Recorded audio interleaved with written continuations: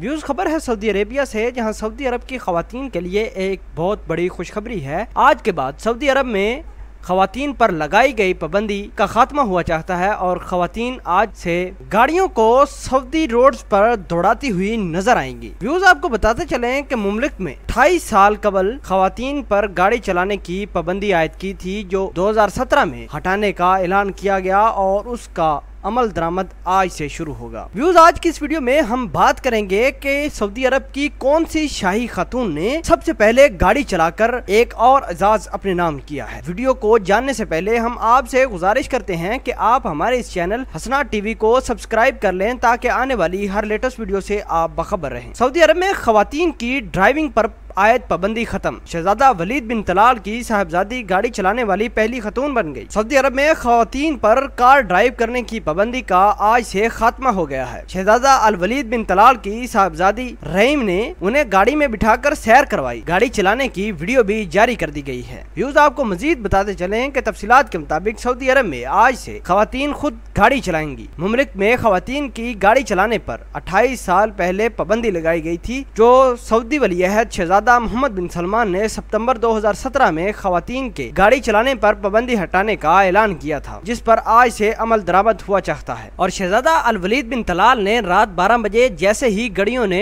24 जून के लम्हात आने की खबर दी, अपनी साहबजादी रीम के बराबर वाली सीट पर बैठकर वीडियो बनाई। उन्होंने गाड़ी की पिछली सीट पर बैठी अपनी पोती को मुखातिब करते हुए कहा कि सऊदी अरब 21वीं सदी में दाखिल हो गया है। व्यूज आप इस खबर को किस तरह देखते हैं? क्या शहजादा मोहम्मद बिन सलमान ने खवातीन पर लगाई गई पाबंदी को खत्म करके एक बड़ा इकदाम उठाया है या नहीं? क्या इस तरह खवातीन आजाद हुई हैं या नहीं? आप इस पूरी खबर को किस तरह देखते हैं? कमेंट सेक्शन में अपना इजहार ख्याल जरूर कीजिएगा। मिलते हैं एक नई वीडियो में, तब तक के लिए आपसे इजाजत चाहते हैं। अल्लाह निगहबान।